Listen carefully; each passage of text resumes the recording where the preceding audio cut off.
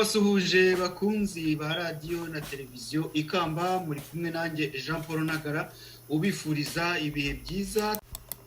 Plan za FPR kiri Uganda aho ibeshya ngo yaje gutabara abatutsi kandi yari bizi ko ngo izabateranya n'abahutu babanyuma bakicana yikabona iturufu yo gushyira amahanga kubaka n'abahiga ahantu n'ibindi byinshi irimo umwanda kangarika. ntabwo wabyumvise wowe Jean Paul audio nturayo aze kuyikoherereza nyuma uzi amitenye mwohereza right now. Ariko biranawa biteye n'isi. Oya nuyumva urahita ubona ubugome plan nyayo biriya bagiye babeshyira abantu ngo baplanifie genocide ufite nibo bayiplanifie rwose nta no gushidikanya. Noneho babiciro ko numva barimo kuturwanya ngo turavuga ko ari abavantara. Noneho ibyo rero niba batarabirwanyije ubwo ni ukuvuga ko ari ukuri. Nukuvuga ko bigeze bakwanya nta wabirwanije nta n'uwabidemantishije ngo avuge ati ibi ni ibihimbano ngo barabyemera batyo rero. Oya binamaze igihe reka bimaze igihe hashize igihe kinini kujya kubigayo uyu munsi ariko bimaze igihe nta wigeze abikora. Ariko si ibyo ngibyo gusa niyo twigeze kuganiraho ku mutware inama yakozwe niba ari muri 99 yari irimo ba Rudasingwa yari irimo bari Kayumba Nyamwasa n'abandi benshi cyane. Iyo nama nayo ibyemezo byayifatiwemo ni gahunda ndende kandi yashyizwe mu bikorwa. Twigeze kubiganiraho naho nzayishaka nongere ngiza retiranira. Ari report yayo? Ya, twigeze kuba tuyifite ndaza kwishaka kandi sana nayo ifite ndayakabo twakora ikiganiro. Ibyo bintu ugomba kujya hagaragara abantu bakajya bamenya. Iyo nama irahari n'abari bayirimo na proposal buri wese yagiye ata kandi byashyizwe mu bikorwa byose uko byakabaye. Ari byaka ishira abantu ihuye neza n'iriyo birahura rwose neza ubona ko bivuga iyo wodi abantu barayishaka mwemaye no bayizana. Ariko n'ikiganiro kirahari bakireba kuganiro byose nicyo twakoze mu kanyiri. Okay. DanMunyuza niba zajya bicara mu biro bagatekereza umuntu agomba kwica ubundi agahaguruka akaza akaba ari umwica. Ariko bigisohoka kuri telefone turara tubimenye ntibagire ngo ubungubu nkuko bivuze ubungubu abanyarwanda bose bacanye kuma ntibashobora no kumenya kandi abangaba ho babera babi bashaka bene gihugu bahana abandi bakriminera akaba aribo bamafaranga. Akaba aribo bakugeza akaba aribo nabo nibo babashaka akaba aribo bakugenda bo bakugenda runono bakuba hafi ako bakwerekana amafoto yanjye buriya amafoto yanjye abakrimineri bayafite sinababa. Haro bagiye kwica Uganda wakomeza.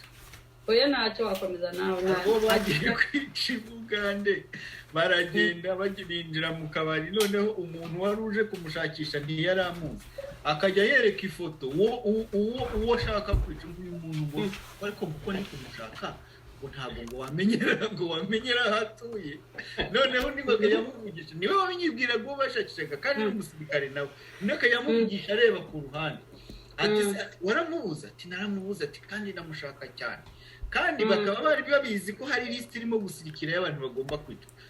Ati dore n'agafoto ke ati dore ngako undi ngo kajya abirebaho areba ku ruhande kugira ngo atabona ko ari uwo ati ntabwo muzi ati cyo ko ateje uzazubaze nyirakabari ntawe uhari wabaza abantu bose banywera ahangaha ntawamenya aho yanyuze acaho aragenda aravuga ati ubwo nari ndimo mubwira ndetse bimeze bitaho nkavuga ati barimo kuduhiga kandi abatwica ntabwo batuzi baraza bafite amafoto bagenda bashakisha ngo kwaka ngo uyu muntu nkaho ari umuntu wabuze utajya ufite umuntu umwe nawe uri kumushakisha gusa umuntu mwamenya aho ariko umuntu akabona umuntu ngo ntabwo naba nakubonye mu ki iyo waba ntabwo ushobora kukubona uri kumushaka ngo uki icyo waba witwaje cyose wamenya abo bari kumwe ngo ni bangahe ni bande uko baba bangana kose hari umugoyi twabanye hari umugoyi twakoranaga babarira Jean Paul mbaga kurugana yego hari umugoyi twakoranaga ahantu mu Ruganda yakundaga kubwira umuntu ngo ugenge nukuvuga ngo nanjye wo nzabona ari kunyiga agenge ntabwo ashobora kunshi icyo yaba yitwaje cyose yaba ava ku nkuba keretse nta mubona ariko nibyo kandi numva n'uwo ari we wese ariko yagombye kubigenda bafite gahunda ngo yo kunshaka baranshaka uzashaka nakuzi ariko ninkumenya ntabwo uzantaka ubundi barambuze ntabwo mbwiye i Kigali ntitwari kumwe ese kukibaza ko gushakira Afrique du Sud baranabatuma amakuru ngo nimutubwire Mwemayire aho kugira ngo bavuge Mwemayire uvuye mu Rwanda 2020 bakavuga uwa 2003 kuki utavuga uvuye mu Rwanda 2020 nta makuru yo mu Rwanda afite yaratuye mu gihuru kuki utavuga uwo nguwo wari uri ku ruhande rwawe uvuga uti ABCD yarabaye hatya yaratuye ayibaga yicaga abantu byari bimeze kwayo gushaka ngo amakuru ngo yo muri South Africa 2003 ayuma nibyo nyine ubwo naho ngawe niba bayikiraka nyine ubwo bazabakopa imodoka cyase naje yenzi ko narokotse impfu nyinshi cyane Imana itazanshyira mu maboko y'inkotanyi ntabwo bizaba wasimbutse ze zingahe Mwemaye impfu wasimbutse uratekereza ko abangaba ari bo baje kugukangata rero kandi aba noneho ibi ntibizigera bibibanga ntibazigera banyica ngo bihere icyo cyo ntigishoboka ubu ntabwo buri bya bindi ngo bahagongo baraguhiga ngo nuko ubu tuteza ubwega ahantu hose aya mafoto yanyu aba yasohotse twibyange ibunga niko yanyabunga ndetse bigiye kuzageza n'igihe ngewe maze ntangiye kujya ngenda nkunda abakongomani bo baravuga bati bari abanyamurenge hari abo bamaze iminsi bica bo baravuze bati tuzahora ntabwo dushobora ibi bintu kubyirengagiza umuntu wacu napfa nabo bagomba kugira umuntu batakaza erega ibi turabirambiwe no kuri abanyarwanda bagomba kumenya yuko FPR izi mpfu tugomba kuziramba niba bisha umuntu natwe bakagira uwo batakaza nta kindi ibyo bintu byo gukomeza gupfa abantu bakarira kuri Karegeya yarapfuye barisihinga bari kunenga shaburetse tuzajya byagenze bite kandi ufite intore ngo akangari kazo kazi kuri ruhande wowe ntiwabonamo n'eshatu ngo nawe uzashyize kandi abamwishe bagaragaye bafite imiryango bafite famille bafite ibiki byose ibyo bintu byo kuza uyu nguyu afite umugore afite abana afite araje abwataraye muri South Africa ategereje umuntu abirindiro ejo baze bagukindure hanyuma tujyeho turire tuvuge ngo birarangiye ngo burango Mwemayire disi ngo ukuntu yatangaga ibiganiro byiza birangirira aho ngaho bagomba umuntu bazajya barya urwara ngengome dahora yitwa igicuma ntabwo tugomba kubirebera gusa igihe cyose umuntu azajya bagirira umuntu nabi habe no kumurya urwara tugomba gusubiza ntabwo bigomba kurangirira aho ngaho n'akazi kabo niba baramenyereye kubera ko babikora nta ngaruka babikuramo bigomba guhagarara nibyo nabwiye abanyarwanda ndababwira ariko muri ibicucu mu mutwe muri ibigori reka nkubwire umunyankindi mu nkambi y'impunzi harimo abasore bangahe mu nkambi y'impunzi irimo impunzi zirenze 10,000 harimo abasore bangahe ukabona akantu narabibonye kizerereza kagigira ishyano ryose kakazipakiraho kagashyiramo ibibunda mu nzu kakagira gute makamureka akantu ushobora gutuma umugozi gutyo ukakaza bakakareka kakica abantu kakiyongeza abandi yongera imbaraga fizike ibintu nari gukora oya imbaraga n'ubushake inkotanyi zikingira mu Rwanda muri 1994 jenoside irangiye zajyaga zitubwira ngo ariko muri ibigori kikoko muri ibigori byose turi ibigori gute ngo bareba abantu ngo bakajya ku mabariyeri ngo bagasiga ibigore byabo n'ibyana byabo mu rugo ngo ntimuce inyuma ngo mugende mu byice noneho yakubwira ukumva umusatsi ukuvuyeho kujya gufata umwana w'ikibondo ntabwo uwo muco twigeze tuwugira n'abariya zirantera hamwe bari abagizi ba nabi bicaga reka nkubwire nabo babaga bameze nk'abantu bawusinze amaraso iyo yicaga uwa mbere yahitaga ahinduka ikintu cy'ikihebe cy'ikihararo agakomeza yica tema ariko umunyarwanda kubwira umuntu w'umunyarwanda umuntu w'umugabo mu rugo n'abana ngo nawe yari gusubira inyuma ngo akagenda akica umwana mu rugo nta ruhare umwana ntamuzi wasangaga ahubwo abenshi banicwa bateze amaboko, umuntu w'umugabo ufite n'ibigango yanahuza kamwe akaba yakaniga ariko akavuga ati ni mumubare, kubera ko kwica ntabwo ari ikintu kiri mu muco w'abanyarwanda, ni ibintu byazananye n'inkotanyi. Ndababwiza ukuri, ntabwo abanyarwanda bigeze batekereza kwica kugira ngo umuntu mu mutwe we habemo kwica.